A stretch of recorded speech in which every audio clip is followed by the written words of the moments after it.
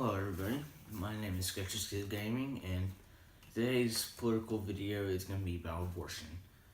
And this is a very serious issue as it has come up with the nomination of not Justice yet, he has to be approved by the Senate, but by Brett Kavanaugh. And I personally think he's a good pick for the Supreme Court.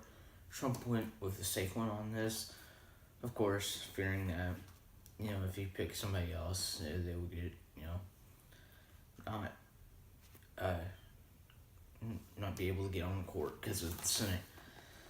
Anyway, today I'm gonna talk about abortion, like I said. Alright, so abortion is a hot topic in today's society. You're either pro-choice or pro-life, and personally I am pro-life. I'm against abortion. I believe it to be murder, and it's nothing short of murder.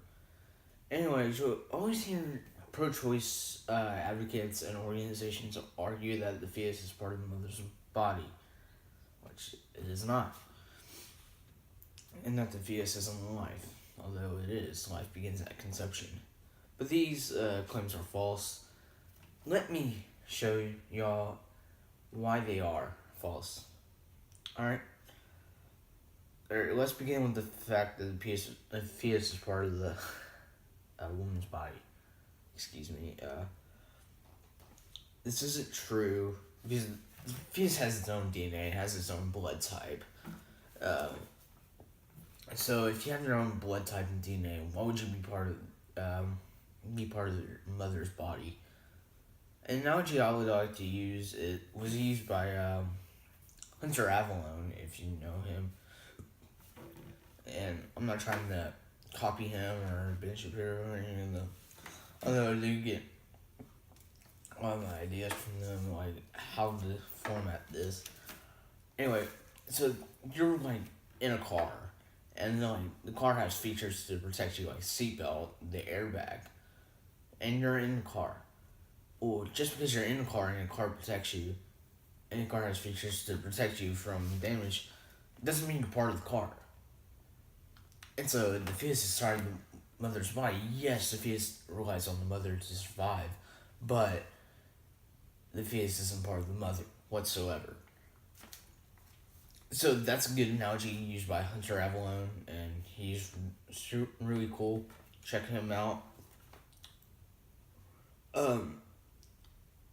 Actually, the mixing of the mother's blood and the fetus's blood actually can cause an infection known as Rh disease, and this is occurs when the fetus and the mother have different blood types, because sometimes the fetus would have the same blood type as its mother, but when it has different blood types and it mixes with the mother's blood, it can cause an infection, otherwise known as Rh disease. And I got that from the University of Rochester Medical Center, their website.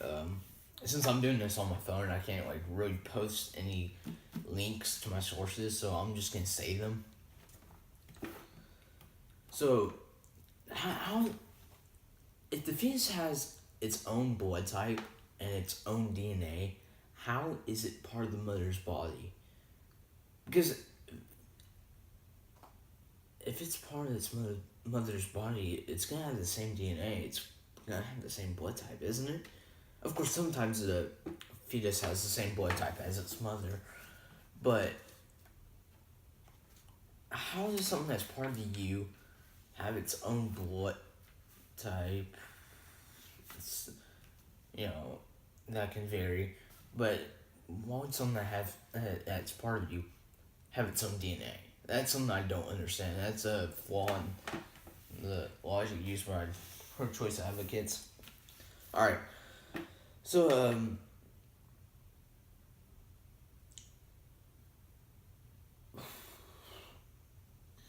also, cell-free fetal DNA can be, going back to the fetus has its own DNA. Cell-free fetal DNA can actually be detected in the mother's bloodstream through a sample of her blood, and I believe a sample of the father's as well, to rule out any DNA that isn't the fetus. This is, and I got that from NPR. I'm not sure if NPR is really a reliable source, but I got that from it. Okay, so here I'm going now to like, let's see. Sorry, I'm just all over the place today. Oh yeah, and, oh yeah, and also there's claims that fetus isn't alive. Like it isn't alive. But before I get into all this, let me ask a question. Like, what makes it alive? What? Like, how's it any less than life of a life? Um, when it's in its mother's body, how's it any more of a life when it's out? It's still alive. It's still developing, isn't it? And we know it's human. It is a human. It is alive, and abortion is murder. Furthering my point. Anyway, well, the fetus's heart begins to beat at 8. Oh wait, no. At like 3 weeks, I believe it's like somewhere like 3 or 4, maybe even like week 6, but somewhere in the first trimester. And of course, I've heard like many abortions occur like before 13 weeks. Well, I mean, it still has a heartbeat before then. I mean, it doesn't add up to me. And an ultrasound can detect the heartbeat at 6 to 7 weeks. That's early in the first trimester. So this has its own heartbeat and can be detected by ultrasound. A heartbeat early as 3 weeks. And I got that from EHE.org. I got the ultrasound thing from I looked it up, and it's like this like women's health thing. You have to take my word for it. I'm sorry, I'm not gonna be able to post sources below, but believe me, like I looked up sources and all this. And the rest of this is according to Mayo Clinic. The baby's head begins to develop at 7 weeks. Nose and toes appear at 8 and 9 weeks, respectively. So, how is that still not human? It has its heartbeat. As a heartbeat. Its head's developing. Nose and toes are developing, and I believe at this point, I haven't looked into it, but I believe like the nervous system, like all the organs, are like starting to develop at this point. The spinal cord. So how is it not alive? What makes it? It's got a heartbeat, doesn't it? Sorry, I'm repositioning. It has a heartbeat, doesn't it? But how does it make it any less of a life from when it's in the mother's womb to when it's out? How is it not alive? And even so, even if it's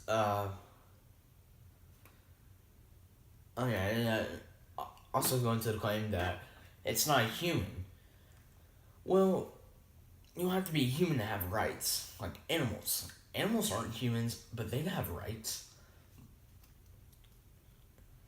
So why can't we apply those same rights to the fetus, which is a human life? And even so, going to our Declaration of Independence, we have the right to life, liberty, and pursuit of happiness, and all three of those are very important to have. And so, why doesn't the fetus have a right to life? We all know it's human. We all know what it is. So why doesn't it have the right to life? Why? Tell me why. That's something I do not understand. Of course, we have the right to life. So why can't the most innocent among us have the right to life? And also, I hear like abortion's okay for rape, and like I don't have an actual statistic on it, but I believe it was like I've heard it quoted before. I believe it was like 0.3%. I try to find stats to prove it and see what the rate is for abortion for rape. Is I'm sorry I don't have any sources of anything. I don't have an actual statistic. I'm sorry for that, but I heard it's somewhere around like what 0.3%, less than 1%. I'm not and without like all that 1% like includes like rape, incest, and all that. So don't use like a very small number to justify abortion. Actually,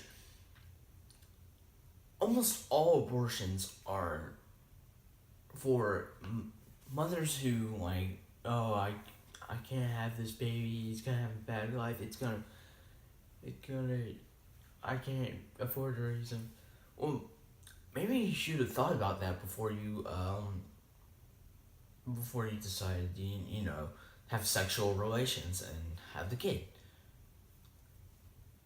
Abortion's not okay for rape. It's not okay. It's not good to justify abortion just because you're out of your irresponsibility and your unwillingness to have a kid. If you get into sexual activity, you should at least expect that. You should at least prepare for a kid to come. Of course, use protection, use condoms, use IUDs, use the pill, whatever you gotta use. Of course. But not all of those things are gonna work 100% of the time.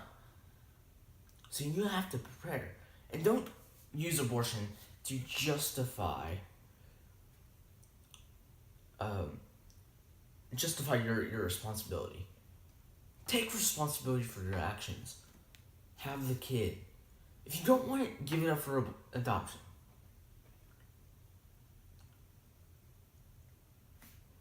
Don't kill the kid just because it's an inconvenience to you. Don't, please. And one last thing, going back to Roe v. Wade, like not justice, but Brett Kavanaugh getting appointed.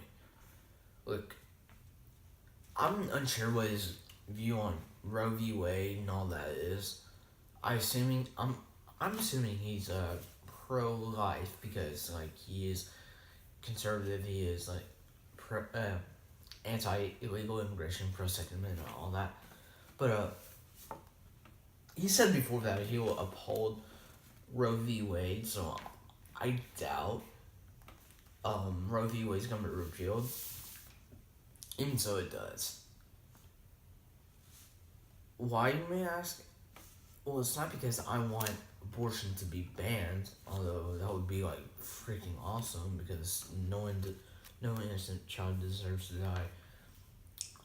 But because it has no constitutional basis. There's no right in the Constitution that says, nowhere in the Constitution does it say that you have a right to abortion. Nowhere.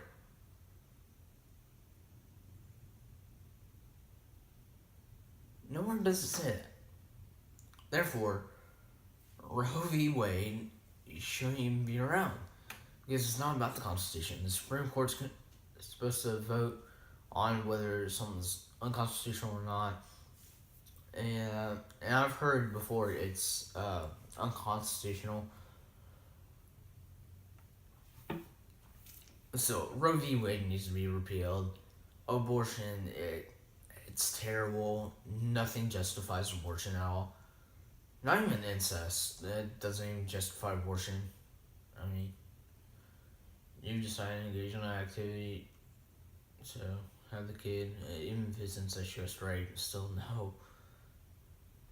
Only time I suppose abortion is okay is if the mother's life is at risk. Even so, I bet the mother would obviously choose the child over herself. But anyway, that's my take on abortion. I'm sorry if I'm all over the place today, even though I got a script. Yeah. Well, that's all. That's all I got. I'm Sketch Skid Gaming. I'm signing off. Peace.